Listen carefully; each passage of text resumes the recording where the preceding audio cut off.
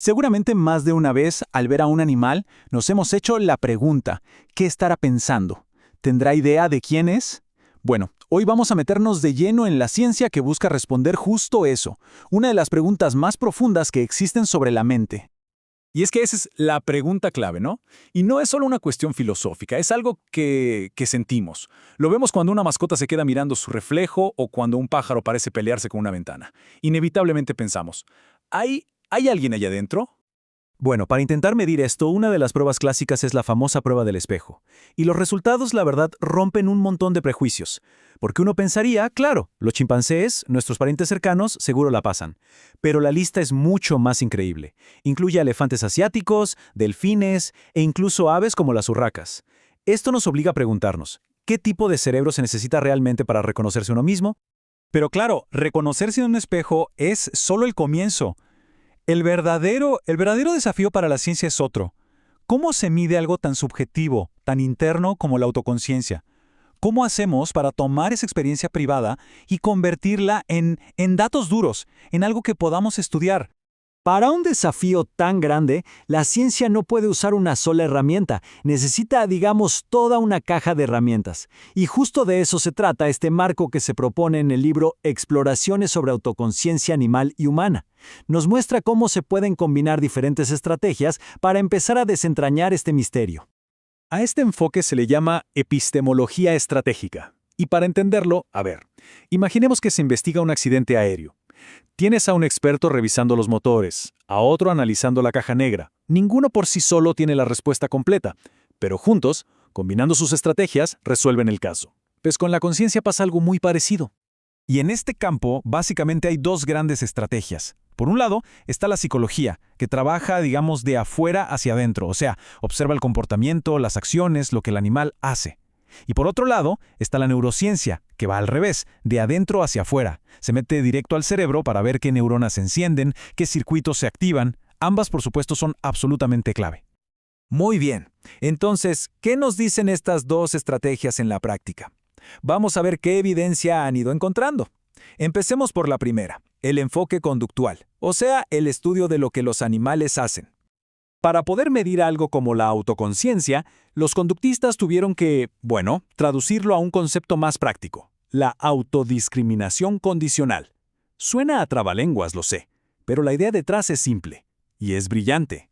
La pregunta es, ¿podemos enseñarle a un animal no solo a hacer algo, sino a que nos informe sobre lo que acaba de hacer?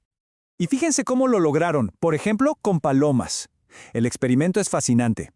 Primero, la paloma hace algo, como picotear una tecla. Justo después, le presentan dos opciones, digamos una tecla roja y una verde. Para ganarse su recompensa, tiene que nombrar lo que hizo antes, picoteando la tecla correcta. Si logra hacerlo una y otra vez, consistentemente, ya no está solo actuando, está demostrando que recuerda su propia acción. Es, en esencia, una forma de hacer visible un pensamiento. Ok, el experimento con la paloma es increíble, de verdad. Pero nos deja con una pregunta gigante. Vale, la paloma sabe lo que hizo, pero ¿qué está pasando exactamente dentro de su cerebro en ese instante? ¿En ese momento de autorreflexión? Para responder a eso, ahora sí, tenemos que cambiar de estrategia. Hay que mirar de adentro hacia afuera. Y bueno, cuando los neurocientíficos se ponen a buscar el yo en el cerebro, hay tres áreas que se prenden constantemente. Son la corteza prefrontal, el precuneus y la ínsula.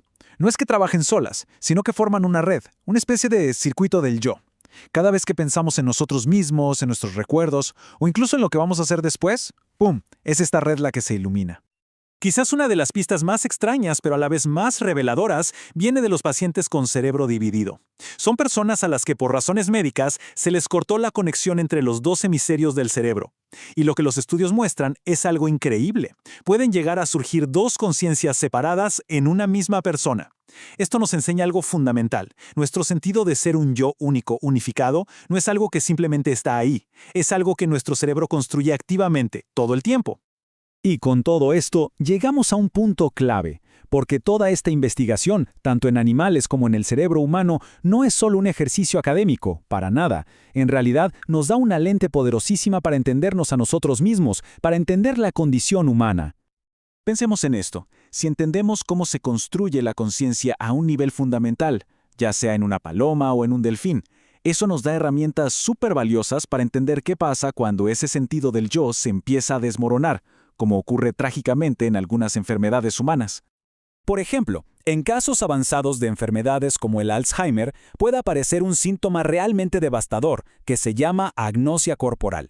Es la incapacidad de reconocer el propio cuerpo. Imaginen ver una mano y no saber qué es la propia. Es terrible. Entonces, al estudiar cómo un cerebro sano crea ese sentido de pertenencia, de esta mano es mía, obtenemos un mapa para entender cómo y por qué se pierde. Pero ojo, esta ciencia no solo nos habla de la pérdida, también ilumina el proceso contrario, la increíble y constante construcción de nuestra propia identidad.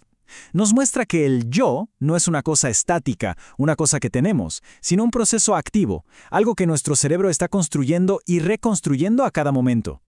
Y una de las herramientas más importantes para esa construcción son nuestros recuerdos, la memoria autobiográfica.